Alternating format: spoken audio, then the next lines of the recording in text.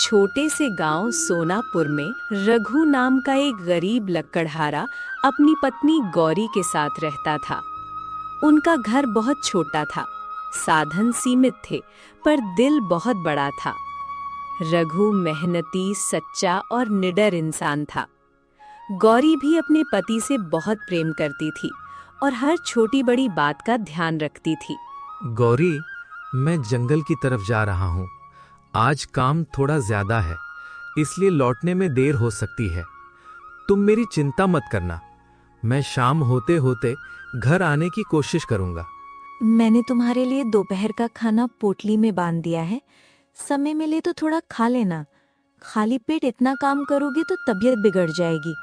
मुझे अच्छा नहीं लगेगा अगर तुम भूखे रहो। तुम जानती तो हो, मैं जंगल में बैठकर खाना बहुत कम खाता हूँ। फिर भी तुम रोज इतनी लगन से पोटली तैयार कर देती हो।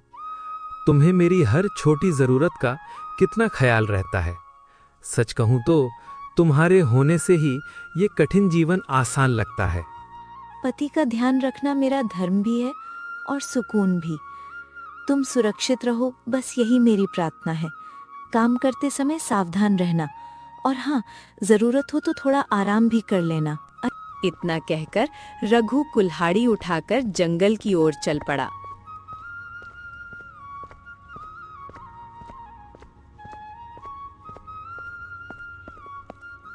उसे बिल्कुल पता नहीं था कि आज का दिन उसकी जिंदगी की दिशा बदलने वाला था। जंगल में पहुंचकर वो रोज की तरह पेड़ों की सूखी टहनियां काटने लगा। चारों ओर सन्नाटा था। तभी अचानक उसे कराहने की आवाज सुनाई दी। अरे, कोई है क्या? मुझे बहुत तेज पीड़ा हो रही है। क्या कोई मेरी सहायता करेगा? मैं अब और सहन नहीं कर पा रहा। कौन हो तुम? सामने आओ, छिपो मत। तुम्हारी आवाज तो किसी इंसान जैसी लग रही है। आखिर कौन है जो मुझे इस घने जंगल में पुकार रहा है? रघु ने इधर उधर देखा तो उसके सामने एक घायल बंदर पड़ा था।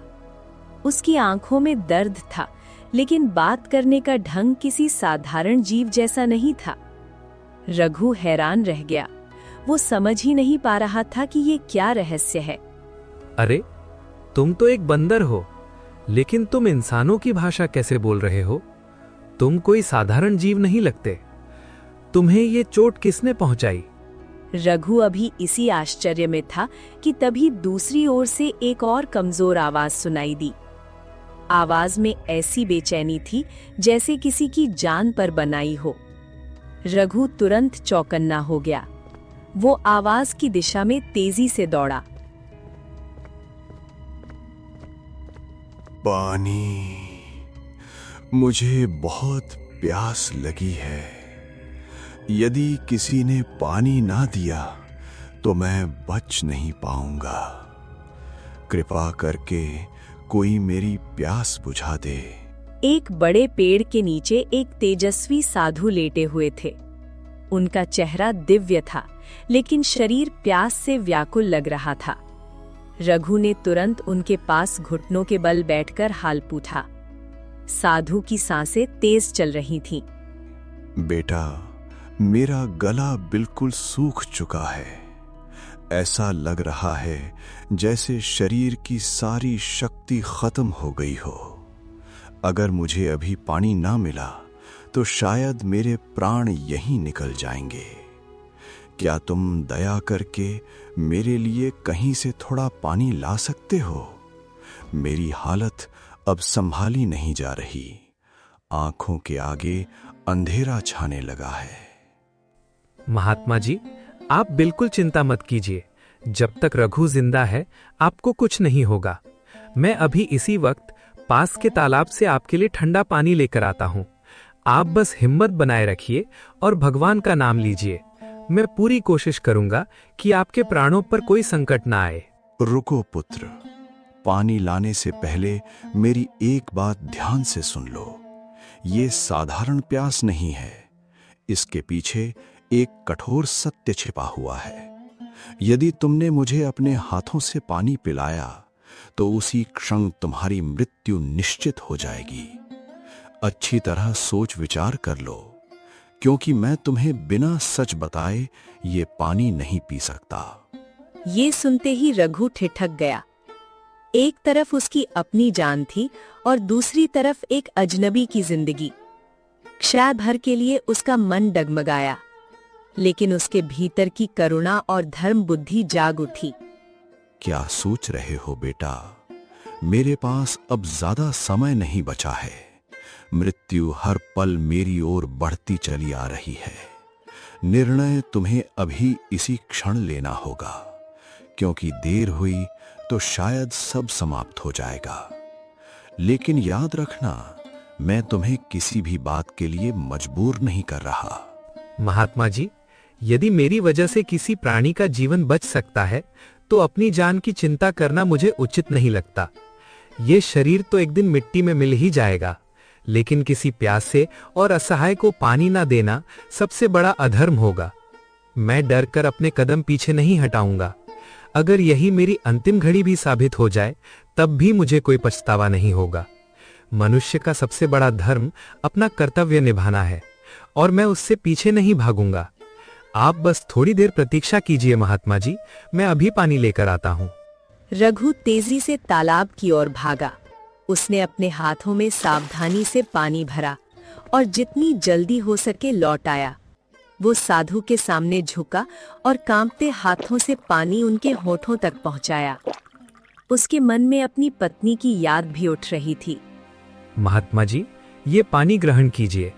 यदि मुझे कुछ हो जाए तो मेरी पत्नी गौरी को बता दीजिएगा कि मैंने केवल अपना धर्म निभाया। जैसे ही पानी की अंतिम बूंद साधु के होठों से लगी, चारों ओर दिव्य प्रकाश फैल गया। जंगल का वातावरण बदल गया। रघु विस्मय से इधर-उधर देखने लगा।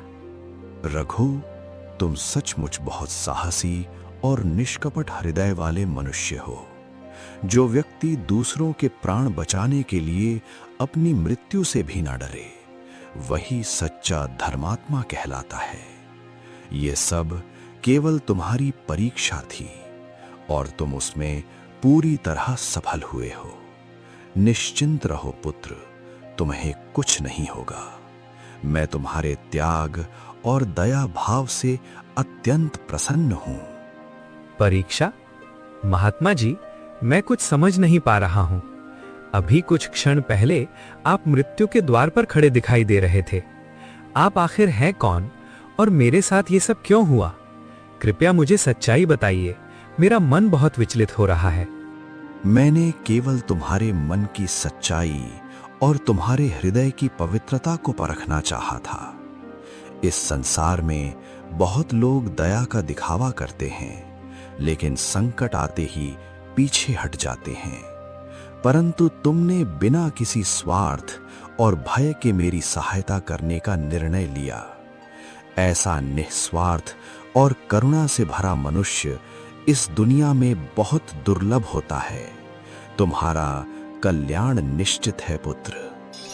इतना कहकर साधु वहीं से अदृश्य हो गए। रघु आश्चर्य में डूबा रह गया, पर फिर उसे घायल बंदर की याद आई। वो तुरंत वापस उसी स्थान पर गया। बंदर अभी भी दर्द से कराह रहा था।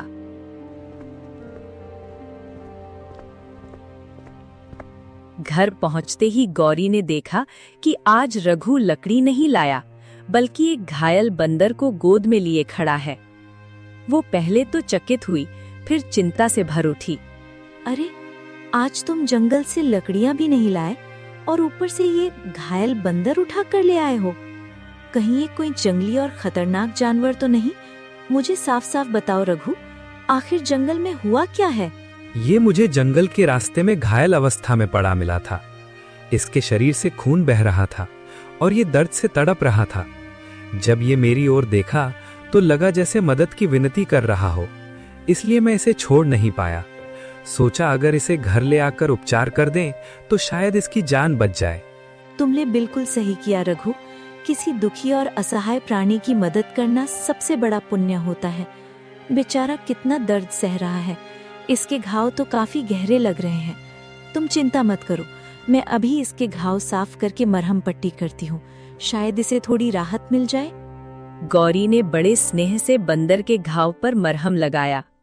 उधर शाम ढलने लगी थी कि तभी घर के बाहर जोर जोर से आवाजें आने लगी। किसी का स्वर कठोर और धमकी भरा था। रघु और गौरी दोनों बाहर निकल आए। रघु, बाहर निकलो। आज मैं अपना सारा पैसा लेकर ही जाऊंगा। बहुत दिन से इंतजार कर रहा हूं।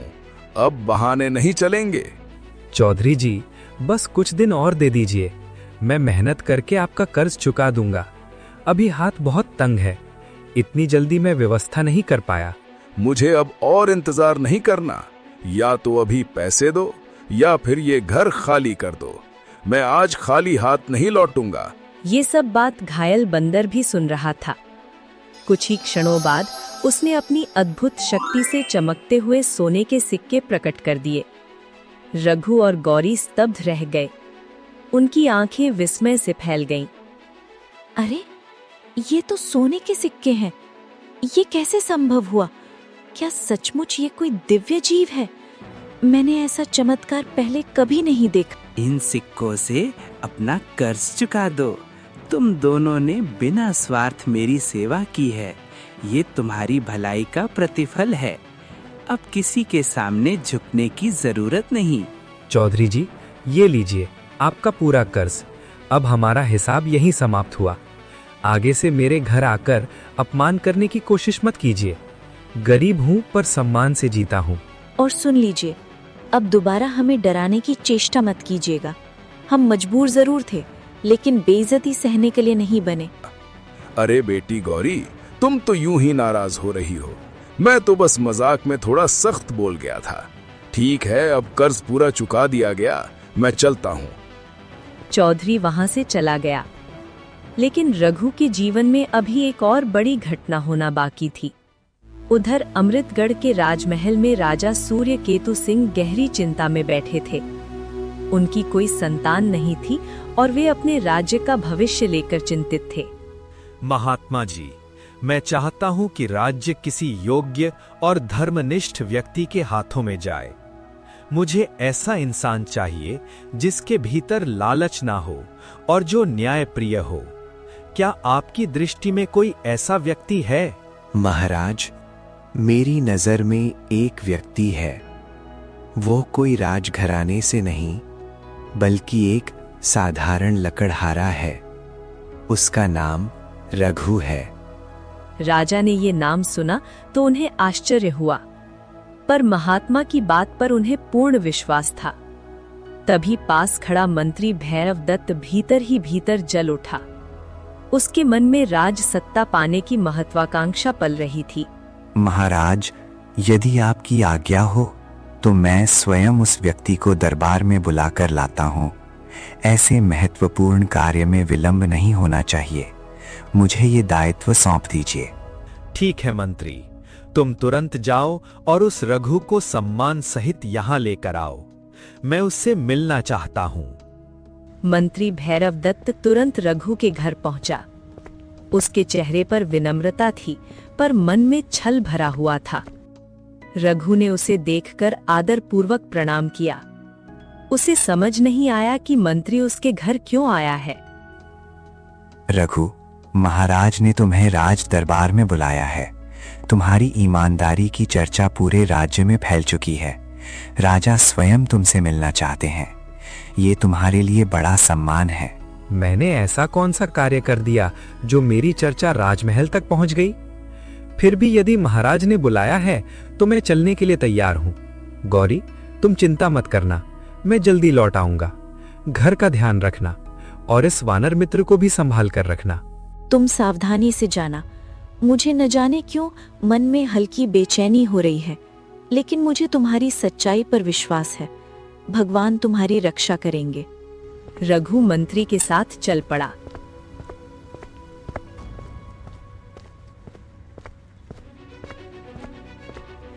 लेकिन मंत्री उसे राजमहल की ओर नहीं, बल्कि एक सुनसान और घने जंगल की तरफ ले जाने लगा।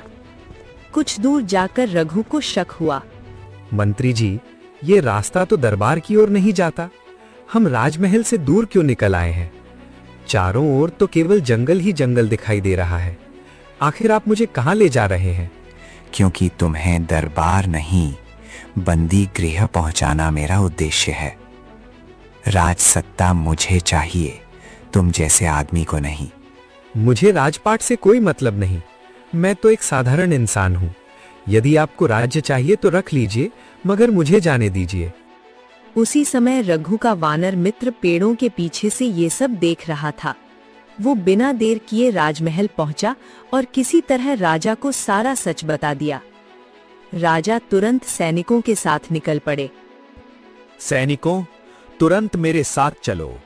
भैरव दत्त का षड्यंत्र अब समाप्त होगा। जिसने राज्य और विश्वास दोनों के साथ धोखा किया है, उसे दंड अवश्य मिलेगा। कुछ ही देर में राजा और सैनिक वहां पहुंच गए। मंत्री के चेहरे का रंग उड़ गया। उसकी चालाकी उसी पर भारी पड़ चुकी थी। रघु ने राहत की सांस ली। भैरव दत्त, तुम्हारा सारा छल मेरे सामने आ चुका है। तुमने मेरे विश्वास को तोड़ा है। अब तुम्हें कारागार में डाल दिया जाएगा। ऐसे विश्वासघाती को क्षमा नहीं मिल सकती। महाराज, अब गलत समझ रहे हैं। मैं तो रघु को लेकर ही आ रहा था। मुझसे भूल हो गई। कृपा करके मुझे दंड मत दीजिए। चुप रहो, सत्य सामने है। सैनिकों, इसे तुरंत बंदी बना लो। अब ये राज्य के योग्य नहीं रहा। सैनिकों ने मंत्री को पकड़ लिया। राजा फिर रघु की ओर मुड़े। उनके चेहरे पर संतोष था, जैसे उन्हें वही व्यक्ति मिल गया हो जिसकी वे खोज कर रहे थे। रघु विनम्रता से सिर झुकाकर खड़ा रहा। रघु, तुम्हारी ईमानदारी, साहस और करुणा ने मुझे प्रभावित किया है। आज से तुम मेरे राज्य के नए मंत्री हो। मुझे ऐसे ही मनुष्य की आवश्यकता थी, जो सत्ता नहीं, धर्म को महत्व दे। महाराज, मैं तो एक साधारण लकड़हारा हूं। राजनीति और राजकाज का मुझे अनुभव नहीं। मैं इस योग्य कैसे हो सकता हूं? मुझसे ये भार कैसे संभलेगा? यही तुम्हारी सबसे बड़ी योग्यता है। जिसे पद का लोभ नहीं होता, वही पद का सच्चा अधिकारी होता है। तुम न्याय करोगे, मुझे पूरा विश्वास है। इस प्रकार एक गरीब लकड़हारा अपनी सच्चाई, करुणा और साहस के बल पर राज्य का मंत्री बन गया। उस दिन के बाद अमृतगढ़ में न्याय और ईमानदारी की नई शुरुआत हुई। गरीब, असहाय और पीड़ित लोगों को सम्मान मिलने लगा और रघु तथा गौरी का जीवन भी सुख और सम्मान से भर उठा।